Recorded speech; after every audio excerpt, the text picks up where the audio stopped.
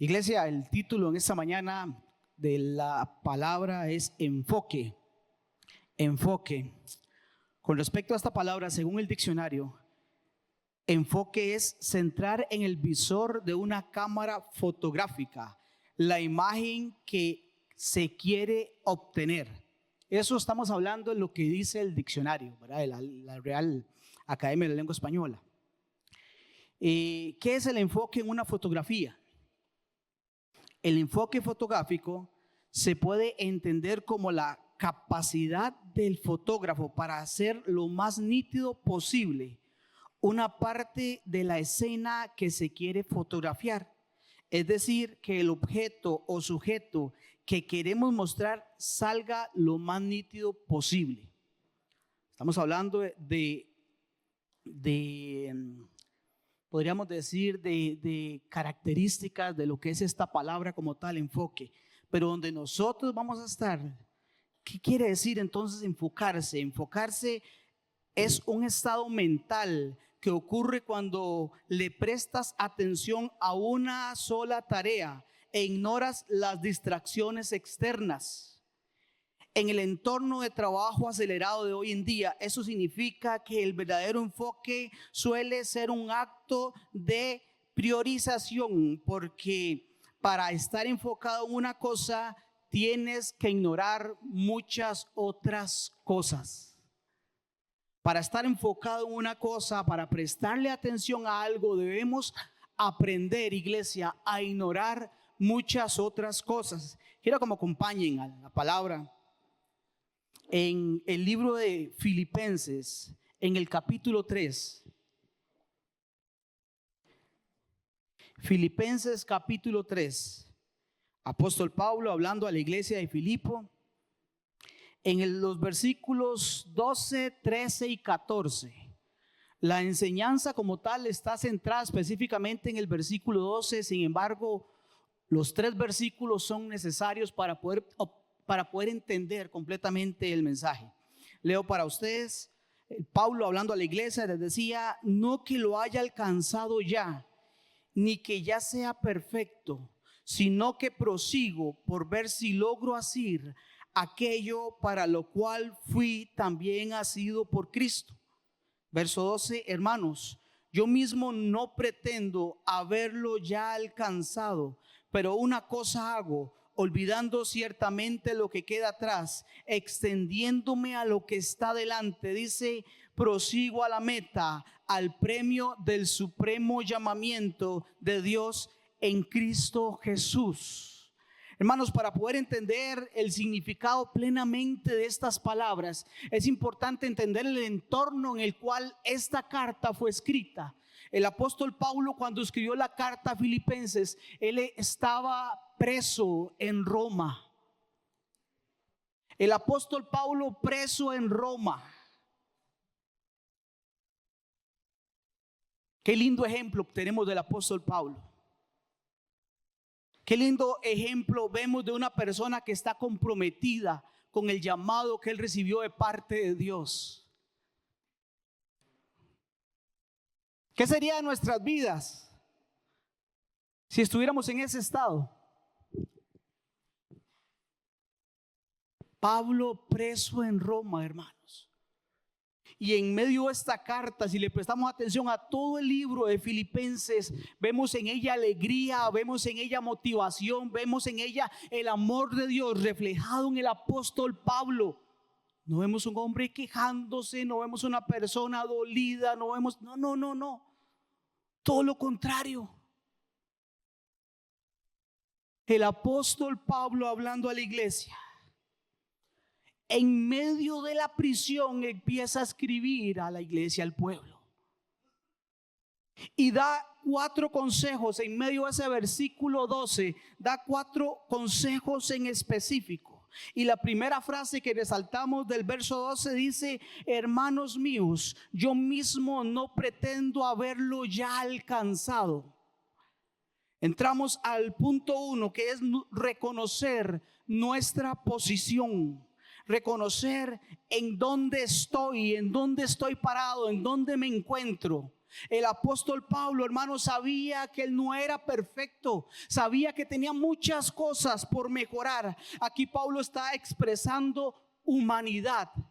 Aquí el apóstol Pablo, a pesar de sus contribuciones significativas a la iglesia, su profunda relación con Cristo, él estaba enseñándole al pueblo que había una deficiencia en él.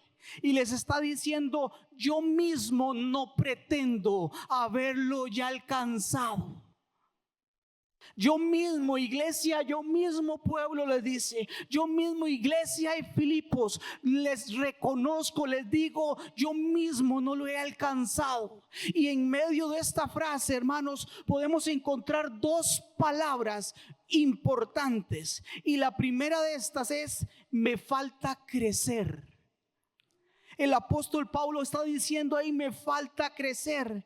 Dice en el verso 12: no que lo haya ya alcanzado. En la Nueva Versión Internacional dice: no es que ya lo haya conseguido todo. Me falta crecer. Aquí Pablo está hablando claramente que en su vida necesitaba seguir creciendo en su vida. Y vemos ahí que él se pone de primero para dar ejemplo, para dar enseñanza a la iglesia. Esto es lo que hace un líder, esto es lo que hace una persona que tiene amor por Dios y conoce su posición aquí en la tierra. Qué lindo es ver en una persona del calibre del apóstol Pablo esta humildad que había en él. Me falta crecer, está diciendo en medio de esta frase. Y él se pone ahí: sí, me falta, yo mismo no pretendo. Me falta continuar avanzando. La otra frase que encuentro en medio de estas palabras es: me falta aprender. Me falta aprender. Y esto, hermanos, es importante, porque nos demuestra que no solo era crecer, sino también aprender. Dice: cuando nosotros estamos en medio de esta vida en Dios, cuando nosotros nos encontramos en medio de este caminar en Cristo, debemos aprender a ser humildes. Debemos a entender en dónde me encuentro y lo que me hace falta por crecer. Pablo, con todo lo que había hecho, con todo lo que había logrado, con su profunda relación con Cristo, Pablo ahí está enseñando humildad a la iglesia. Yo mismo, hermanos, no pretendo haberlo ya alcanzado. ¿Cuántas veces nos pasa como seres humanos que porque aprendemos algo andamos jugando de vivos? Porque tenemos conocimiento en algo, creemos que nos la sabemos todas. Nos pasa como seres humanos. Qué lindo es ver, hermanos, esto en el apóstol Pablo. Me falta crecer, me falta aprender. Una cosa que es importante, hermanos, para nosotros en medio de la iglesia y en medio de esta vida, para poder avanzar en Dios, es dejar de estar estancado, es reconocer, al igual que Pablo, que nuestra propia deficiencia nos puede mantener ahí si no la reconocemos. Es decir, es saber que por nosotros mismos no podemos y que aún nos falta crecer en Dios. Lindo el mensaje de Pablo en Romanos también, hermanos. Qué lindo esto. Romanos capítulo 12, en el versículo 3 dice: por la gracia que me ha sido dada, digo a todos ustedes, que nadie tenga un concepto de sí más alto que el que debe tener, sino más bien piense de sí mismo con moderación, según la medida de fe que Dios le haya dado. Pablo nuevamente aquí hablando a la iglesia de Romanos, e igualmente le explica a la iglesia y le enseña: cada uno piense de sí con moderación. ¿Cuántos perfectos hay aquí? Ninguno. Cada uno piense de sí con moderación. Cada uno, hermanos, que podamos ser objetivos a la hora de valorarnos, sí, es importante. Pero sin embargo es necesario que la iglesia reconozca en la etapa en la que se encuentra para poder seguir avanzando. Es necesario entender en dónde me encuentro para poder continuar adelante. El punto 2, la segunda frase, dice el apóstol Pablo: pero una cosa hago. Y aquí, hermanos, viene la frase esta: no vivamos desenfocados. El punto 2, no vivamos desenfocados. Tal vez haya que seguir el consejo de un fotógrafo profesional que le decía a una revista muy reconocida: las cámaras actuales están programadas para hacer autofoco, enfocar en el centro de la imagen, y dice, simplemente situar la imagen al centro y apretar el botón. Eso es lo que decía un fotógrafo profesional, una persona que tenía conocimiento a una revista. Simplemente ponga el objeto en el centro y tome la foto. Difícil. Sumamente fácil. Sumamente fácil. Hoy en día los dispositivos que contienen cámaras fotográficas, todos los móviles, todos esos aparatos, los iPads, tablets que tienen cámara fotográfica, contienen la misma tecnología. Simplemente ponga el objeto en el centro y tome la foto. Cuando el apóstol Pablo está diciendo una cosa, hermanos, esta frase es sumamente importante en la vida cristiana. El apóstol Pablo dice una cosa, y es la misma frase que Jesús le dijo en Marcos capítulo 10, versículo 21. ¿Recuerdan la historia cuando vino el joven rico? Maestro, todo lo he hecho bien, maestro, he guardado tus mandamientos. Y Jesús se volvió y le dijo: una cosa te es necesaria. ¿Recuerdan la historia? Una cosa te es necesaria. Fue la frase que salió de la boca de Jesús. Una cosa. ¿Sabe? Y es que este hombre tenía que soltar cosas en su vida para poder continuar creciendo en Dios. Tenía capacidad, sí. Alguien que se estaba guardando, sí. Pero había algo en él que aún lo mantenía atado, que aún lo mantenía ahí preso. Vende todo lo que tienes, fue la frase de Cristo. Una cosa te es necesaria. Frase importante en nuestras vidas. También el salmista en el Salmo capítulo 27 versículo 4. Y dice, leo para ustedes, dice: una cosa le he pedido al Señor, y esta cosa buscaré, que esté yo todos los días en la casa de mi Padre. Esa fue lo que salió de la boca del salmista. Qué lindo lo que estaba en su corazón. Él también sabía que era necesario crecer. Él también sabía que habían cosas importantes por hacer. Y él dice: una cosa, la misma frase. Una cosa le he pedido al Señor, y esta buscaré. Leemos aquí, hermanos, en medio de la Biblia muchas veces la misma frase. Muchas veces expuesta a conocimiento de cada uno de nosotros, la misma frase. Una cosa es importante, pueblo, ministerio, red de vida. Una cosa es necesaria. Muchas veces nos encontramos en medio de nuestra vida queriendo crecer, queriendo avanzar, y no lo conseguimos. Y está el deseo en nuestro corazón, está el deseo en nuestro interior, pero no hay acción. Pero no hay acción.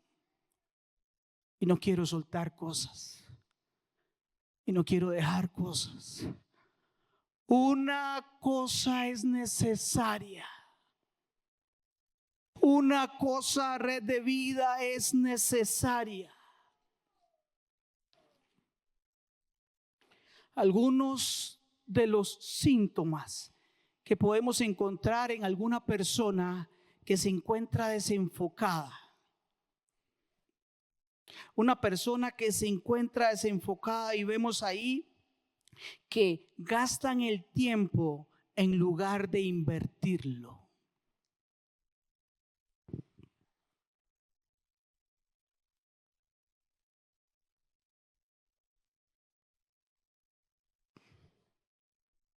Tenemos de esto, ¿verdad? Qué bonitos. Y un montón de cosas se pueden hacer aquí.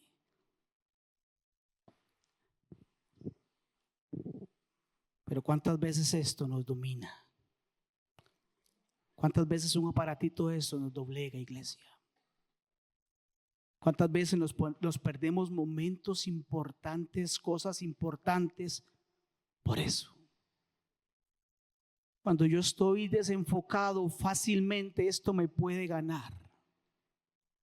Cuando yo estoy desenfocado, cuando no he podido avanzar, esto fácilmente me puede mantener preso. Fácilmente se puede apoderar de mi vida. Y hermanos, es que es tan fácil hoy en día entrar y comenzar a ver videos o a leer historias. Es sumamente fácil. Y cuando volvemos a ver la hora y pasaron 1, 2, 3 horas y más.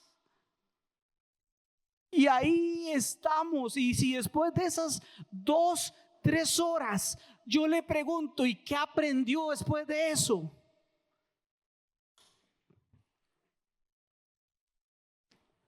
¿Qué aprendimos después de haber gastado 2, 3 horas con el teléfono en las manos, hermanos? Nada. Nada. Esto, hermanos, nos puede mantener atados. Esto, hermanos, nos puede mantener inactivos. Nos puede alejar. Esa es una de las características de alguien desenfocado. Y hay otras frases, se utilizan a los demás para alcanzar los fines personales. Dejan para mañana lo que pueden hacer hoy. Desperdician el talento personal en vez de buscar el continuo perfeccionamiento. ¿Y cuántos de nosotros tenemos talentos y tenemos dones, pero no invertimos tiempo, no invertimos recursos para seguir desarrollándolos? ¿Cuántas veces Dios nos ha capacitado con cosas tan lindas, con cosas hermosas, y no invertimos tiempo? No pasamos tiempo a solas con Dios para que Dios nos siga capacitando, para que Dios nos siga enseñando. No invertimos recursos para poder seguir siendo capacitados para perfeccionar estos dones, estos talentos. Y pasan los años, pasa el tiempo, y simplemente es algo de lo que está ahí, está guardado, está quieto, está inmune. Características de alguien desenfocado: compiten también de una manera desleal. Centran su vida en ilusiones más que en decisiones que les permiten alcanzar sus sueños. Enfoque, hermanos. El apóstol Pablo decía: hey, una cosa hago, algo hago. Yo sé que a alguien le está hablando Dios. Alguien necesita hacer cambios en medio de su vida, en medio de su agenda, para alcanzar el propósito por el cual está aquí en esta tierra. Pablo dice: una cosa hago. Y si no queremos, hermanos, vivir desenfocados, pongamos a Dios en el centro de nuestras vidas. Escuche, pongamos a Dios en el centro de nuestras vidas y de nuestros objetivos, y entonces el resto de nuestras cosas en el cuadro total no tardarán en enfocarse y ponerse en orden. Lo mismo de la cámara fotográfica. El mismo procedimiento que se utiliza en la cámara de fotos. Pon el objeto en el centro y el cuadro total entra en orden. Iglesia, ponga a Dios en el centro. De primero. Por encima de todo, ponga a Dios. Y el cuadro completo de su vida se va a ordenar. El cuadro completo. Gloria a Dios. Esta misma frase la encontramos, hermanos, en Lucas. En el capítulo 10, versículo 42. Yo sé que también es una historia que todos conocemos, Lucas 10, 42. Cuando Jesús entra a casa de Marta y María. Y viene María a dar quejas. ¿Están prestando atención? Y viene Marta a dar quejas de María. Maestro, no tienes cuidado, mira mi hermana, está echada, no está haciendo nada.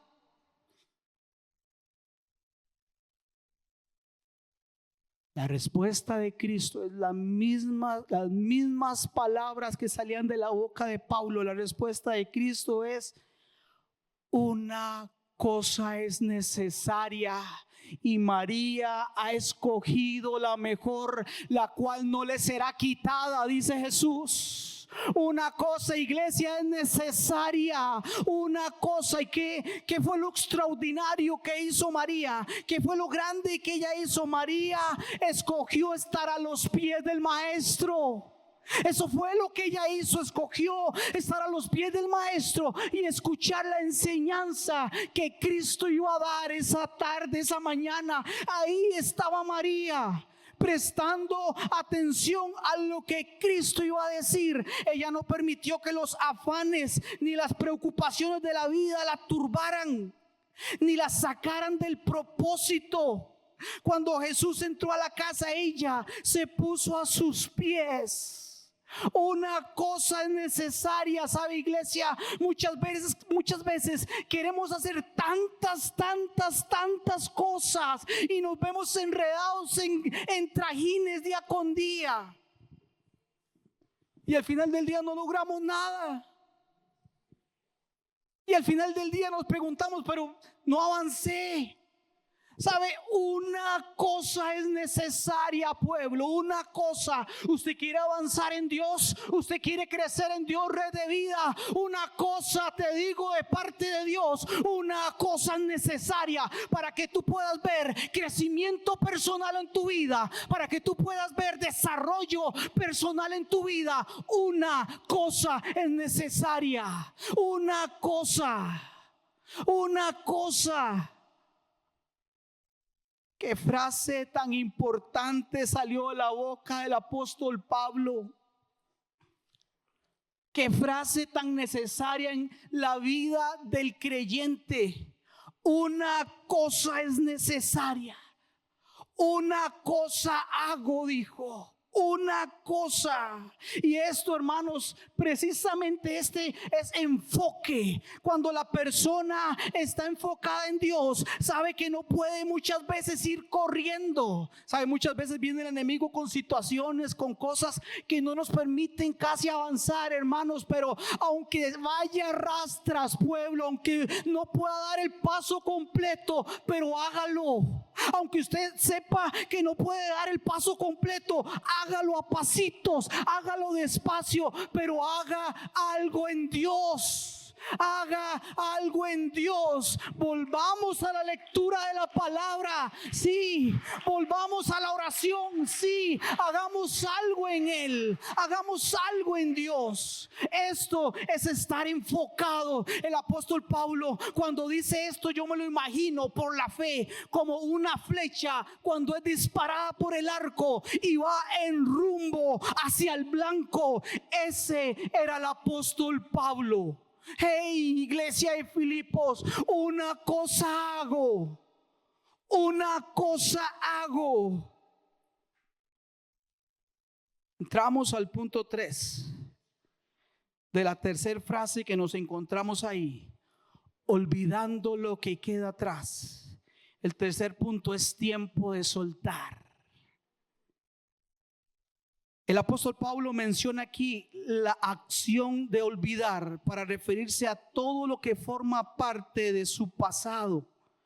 Esto lo consideraba Pablo como algo necesario para poder progresar y alcanzar lo que aún no había logrado. Atrás, como parte del pasado de Pablo, quedaban sus pecados, quedaban sus fracasos, pero también quedaban sus privilegios, quedaban sus logros. Para Pablo, nada debía interponerse en su camino hacia lo que no había alcanzado, fuera de la índole que fuera, sea lo que sea. Para Pablo, nada de eso debía estorbar. Para Pablo, nada de eso tenía que interponerse, hermanos. Y la RAE define olvidar de la siguiente forma: perder la memoria o el recuerdo de una cosa.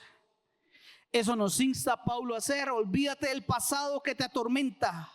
Olvídate de las malas decisiones que han formado parte en tu pasado. Deja de vivir en el pasado. Suelta la piedra que te frena constantemente. Esa era la frase que salía de la boca de Pablo: suelte, deje, olvidando lo que queda atrás. Olvidando lo que queda atrás.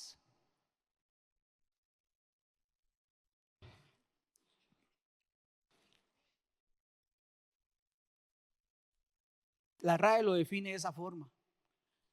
Personalmente no creo que Pablo nos estuviera diciendo olvídese de eso. Personalmente no lo creo. ¿Sabe que cuántos aquí han sido torteros en su pasado?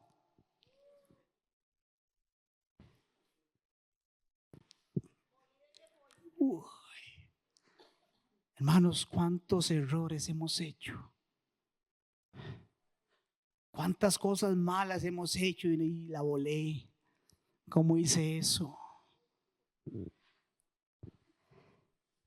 Personalmente pienso que Pablo no está abogando por un borrado literal de la memoria, sino más bien por una negativa a permitir que el pasado dicte o impida la búsqueda del presente y futura de Cristo.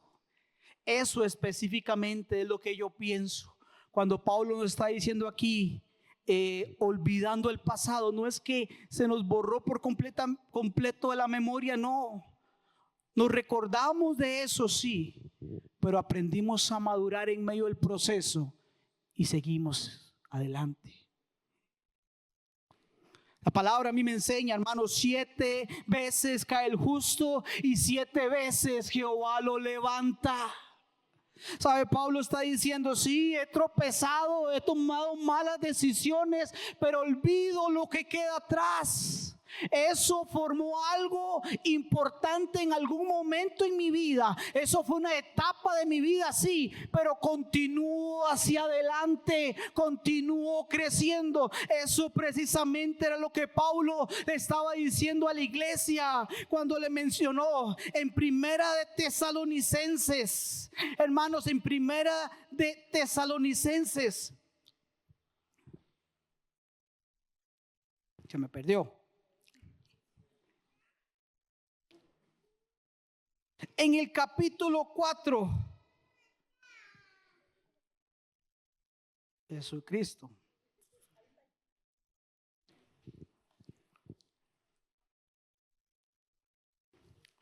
Sí. Iba a decir otro antes de este, pero no hay problema, lo leemos de una vez.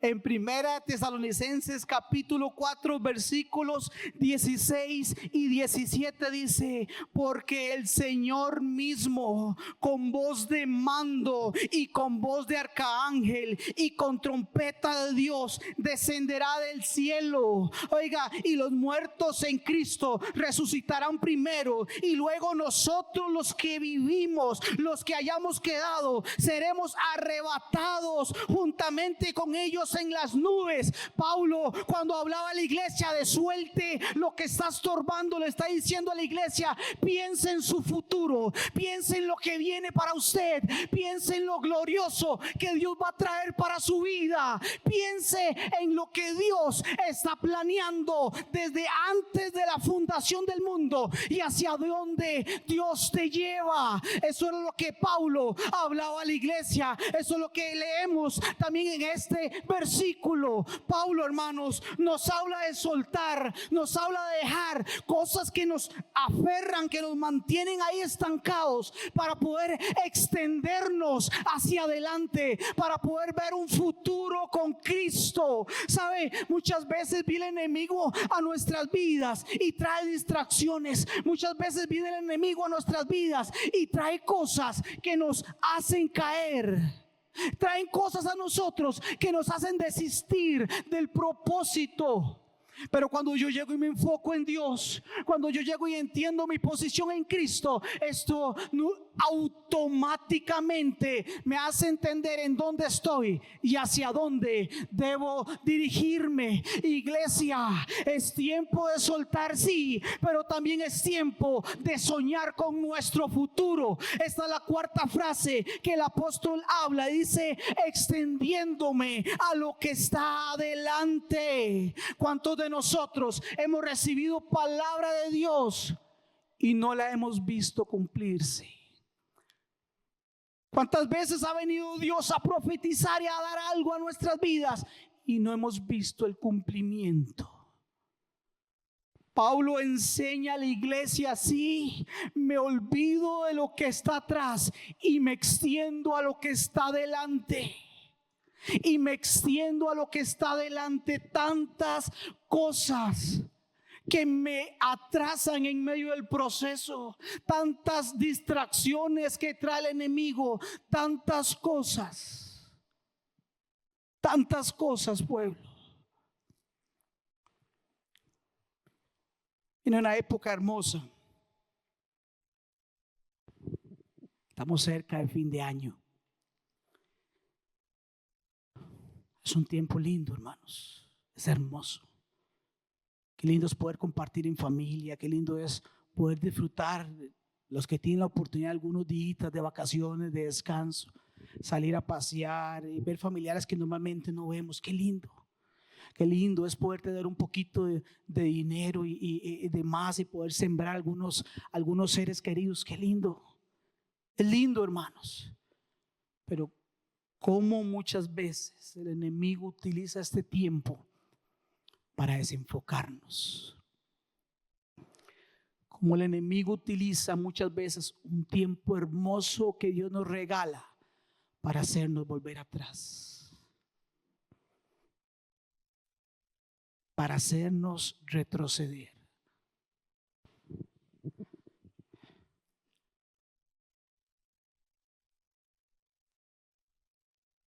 Cuántas cosas lindas encontramos en un mismo versículo que el apóstol habla a la iglesia. Esta palabra de Filipenses 3, del 13 al 14, es una exhortación para vivir en una búsqueda enfocada e intencional de Cristo. Llama a los creyentes a dejar atrás el pasado, a esforzarse por alcanzar metas espirituales con perseverancia, manteniendo la mirada en Cristo. Esto precisamente es lo que encontramos en medio de este pasaje. Encapsula la esencia de este viaje cristiano en el que todos estamos, enfatizando la humildad, el esfuerzo, la esperanza y la vida eterna a través de un mismo versículo. un solo versículo hablado a la iglesia.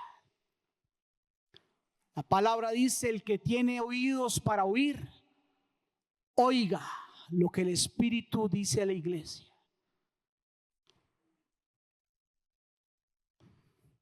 El enemigo no quiere vernos continuar.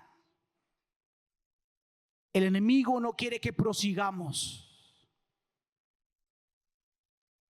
El mundo ayuda a desviar nuestra mirada. Tantas situaciones que pueden venir a nuestra vida para mantenernos ocupados. Iglesia, de parte de Dios les digo, es necesario estar enfocado. Es importante que estemos enfocados en Dios. Es importante que ese sea el centro de nuestras vidas. Pongan a Dios del centro. Denle a Él prioridad. De parte de Dios les digo, viene tiempo de bendición, sí. Viene tiempo de abundancia, sí. Pero nada de eso debe de desviarme. Nada de eso debe de alejarme del propósito de Dios para con mi vida. Nada de eso.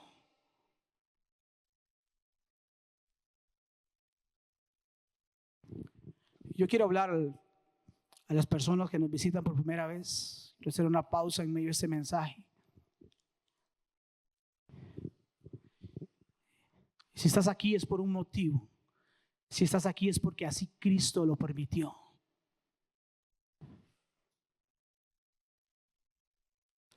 Dios te dio la oportunidad esta mañana de poder escuchar el mensaje, de poder oír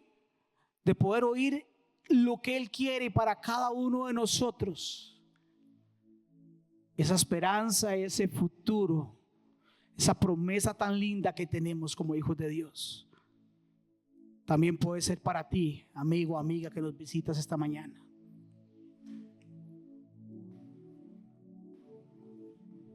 Si estás aquí es porque Dios te ama. Si estás aquí es porque Él tiene un plan para con tu vida. Y sabemos que en medio de nuestro caminar nos topamos con cosas que hacemos y que no le agradan a Dios. Y eso es el pecado. El pecado nos aleja de Dios. El pecado nos mantiene en muerte espiritual. El pecado le roba lugar a Dios y a su grandeza. El pecado es como una enfermedad que viene a la vida del ser humano y viene carcomiendo y viene trayendo dolor, soledad. Ese es el pecado que viene a la vida del ser humano.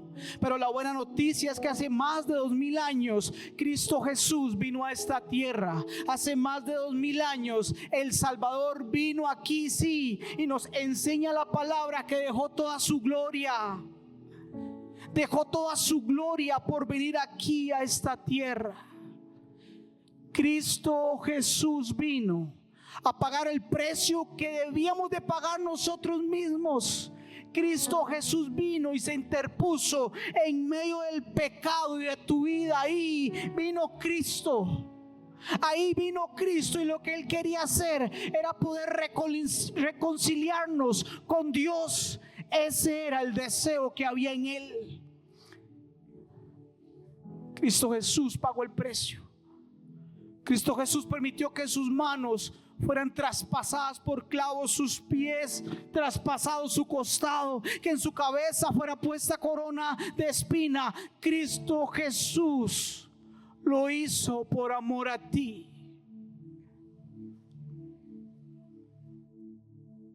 Y hoy nos enseña la palabra en Apocalipsis 3:20. Él está tocando a la puerta. Y dice la palabra: si alguno oye y viene y abre, yo entraré en él, cenaré con él y él conmigo. El deseo de Cristo es que puedas vivir una eternidad con Él. Ese es el deseo de Dios para cada uno de nosotros. Mientras que el pueblo comienza a interceder, la iglesia comienza a interceder, Yo quiero que tú, amigo, amiga, o a ti que estabas lejos de Dios, que aunque estabas viniendo a la iglesia, sabías que estabas separado de Dios, yo quiero que tú repitas conmigo: Señor Jesús, gracias por tu palabra. Gracias porque en ella entiendo que tú estás llamando a mi vida. Dile: Jesús, reconozco que he sido pecador. Díselo: reconozco que te he fallado y reconozco que ha habido maldad en mí. Dile: he tomado malas decisiones y estaba lejos de ti. Dile: Jesús, pero hoy yo te pido perdón. Perdona el pecado que había cometido. Yo dile: yo, Jesús, te abro la puerta de mi corazón y te recibo como mi Señor y como mi Salvador.